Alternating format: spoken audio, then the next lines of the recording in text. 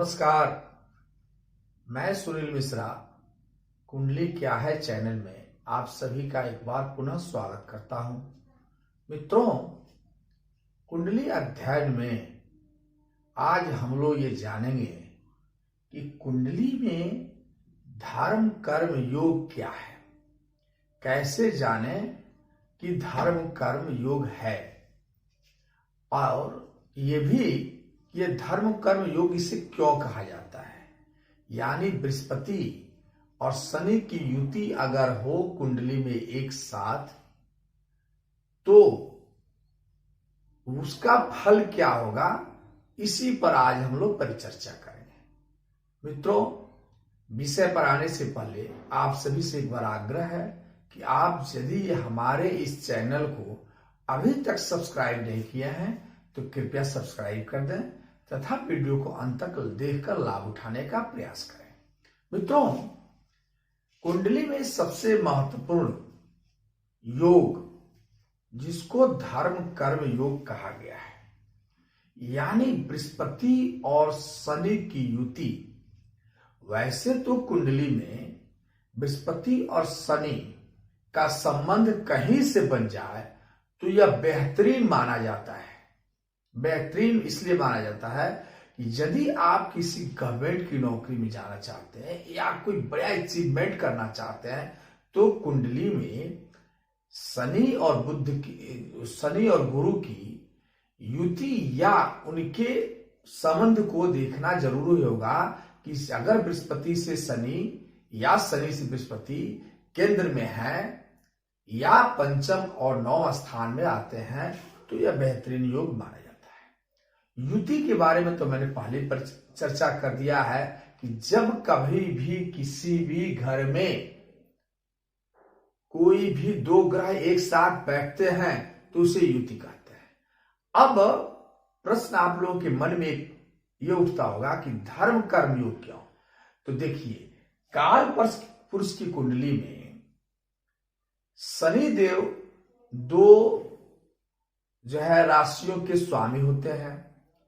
पहले कुंभ और दूसरा मकर राशि की, यानी 10 और 11। तो ये दो डिपार्टमेंट यानी 10th हाउस और 11th हाउस जो मिला है वो शनि देव को मिला है।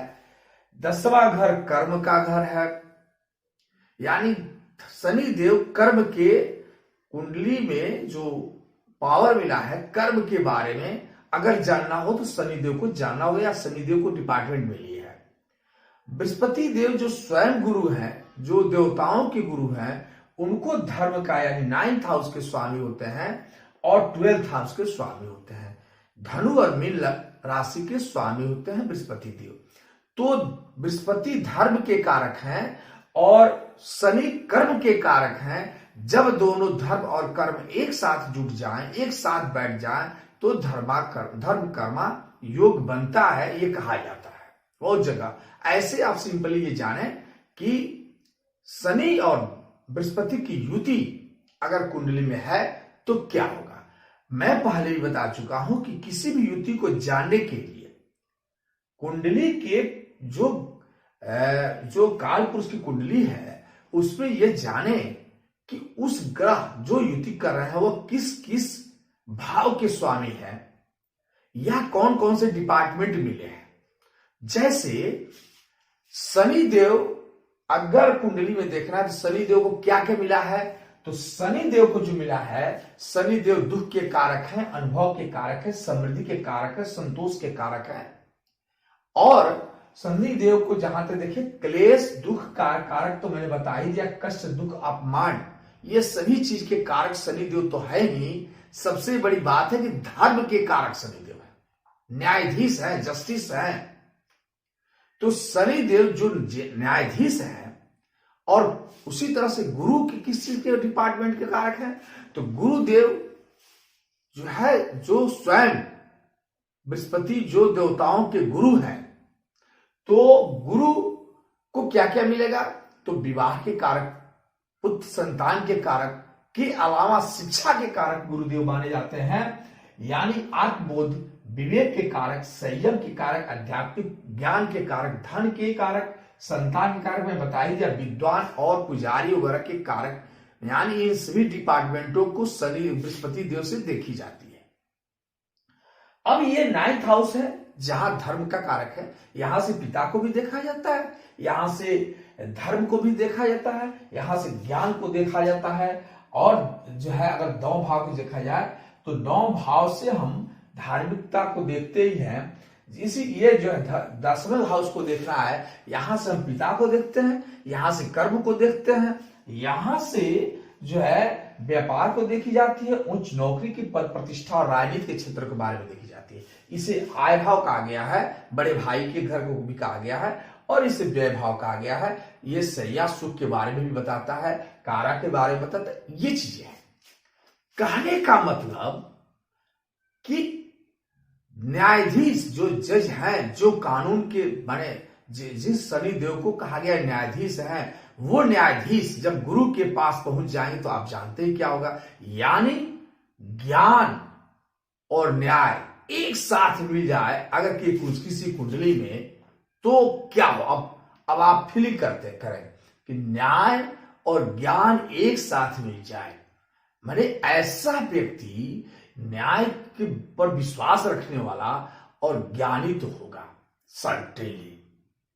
अब एक चीज और बताएं, मैं पहले बता चुका हूं कि कुंडली में किसी भी ग्रह के युति को देखना है तो ये देखना जरूरी है कि वो कुंडली में वो ग्रह मारक न हो, कारक हो, और उनकी पावर ज्यादा हो, ये भी देखना जरूरी है, यानी डिग्रियां अच्छी हो तब वो फुल प्लेजर काम करते हैं। फिर भी शनि और गुरु की जब युति होती है, ऐसा व्यक्ति धार्मिक तो होता ही है, अपने से किसी का सहयोग करने के लिए तत्पर होता है।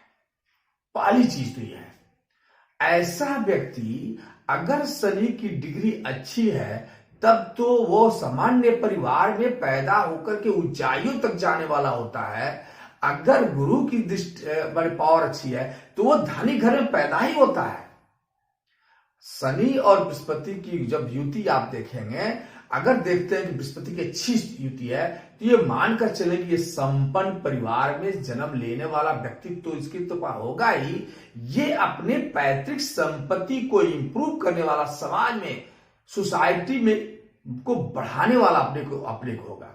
यानी ये कहा जाए कि ऐसा व्यक्ति साम्राज्य को स्थापित करने वाला भी होते हैं, देखे गए हैं। शनि और बृहस्पति अगर एक साथ बैठते हैं तो ऐसे व्यक्ति बड़े, शनि क्या है तो भूतलक्षी कार्यक्रम को दूर लंबे सबसे बूढ़े ग्रह के रूप में माने गए हैं। ऐसा व्यक्ति दूरगामी परिणामों को देखते हुए, यानी किसी काम को ये नहीं कि झट से कर दे, ऐसा व्यक्ति किसी काम को जानकर समझकर और तब उसमें हाथ डालता है, उसको परिणाम देता है, ये भी है। इसके अलावा अध्ययन की जहां तक सवाल है तो जब शनि और बृहस्पति एक साथ होंगे, ऐसे व्यक्ति ज्ञान को भले, शिक्षा भले ही उनके पास कम हो, यह माना जा सकता है। तब जब शनि की पावर ज्यादा हो तो शिक्षा भले ही कम हो जाए, ऐसा व्यक्ति ज्ञानी तो बहुत होता है, तर्क शक्ति उनकी गजब की होती है। यानी ऐसे व्यक्ति न्यायाधीश प्रवृत्ति के या न्यायाधीश होते भी हैं। अधिकांशतः न्यायाधीशों को यह देखा गया कि उनकी शनि और बृहस्पति उसकी कुंडली में अच्छी पाई गई स्थितियां। इसके अलावा यह चूंकि 12वां घर विदेश का कारक है, तो जब विदेश हाउस के मालिक और ज्ञान ये कर्म हाउस के मालिक एक साथ बैठ जाएं, ऐसे व्यक्ति अपने घर से दूर जाकर के और अपने अच्छी स्थिति यानी आमदनी आय का स्रोत इंप्रूव करने वाले होते हैं, ऐसे देखे जाते हैं। इसके अलावा यहां से जो ये माता का घर चौथा हाउस है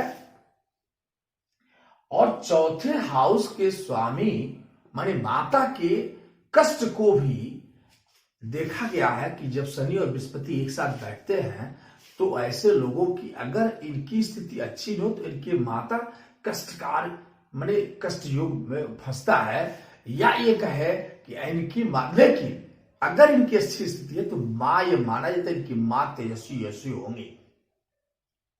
इसके अलावा शनि और बृहस्पति यदि एक साथ बैठे हैं कुंडली में, तो ये मानकर चले कि ऐसे व्यक्ति कभी कभी अगर बृहस्पति अच्छे स्थिति में है तो ऐसे व्यक्ति अध्यात्म की तरफ जाने वाले लोग होते हैं। यानी संतों के कुंडली में भी शनि और बृहस्पति की युति को देखा जाता है, पाया जाता है, क्योंकि न्यायाधीश जब अध्यात्म को जानेंगे, धर्म को जानेंगे, ज्ञान को जानेंगे, तो जब आपका विवेक यानी शनिदेव जब भी न्यायाधीश के साथ जाते हैं, जब भी धर्म के साथ जाते हैं, ऐसे व्यक्ति धार्मिक तो होते हैं, इसमें कहीं नहीं है। धर्म के पर खर्च करना, धर्म के बारे में सोचना, ये तो युति कहीं भी कुंडली बनती है तो बनता ही है। अगर ये अच्छे स्थिति बन गए तो ऐसे लोग अध्यात्म की तरफ जाने वाले होते हैं।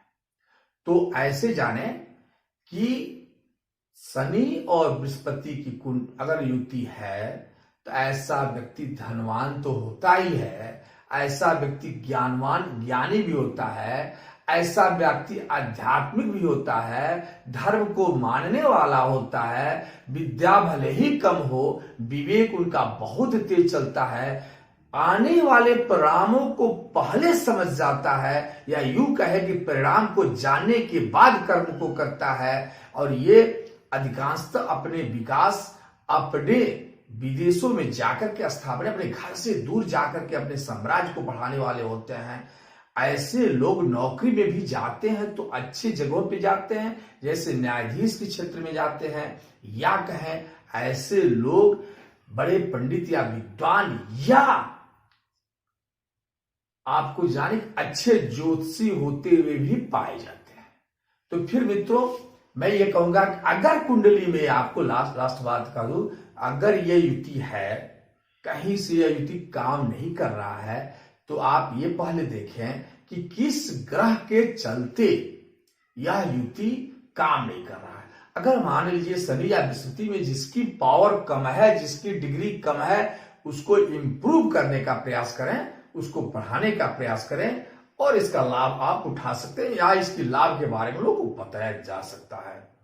तो फिर मिलते हैं अगले वीडियो में, तब तक के लिए विश्राम दें। नमस्कार।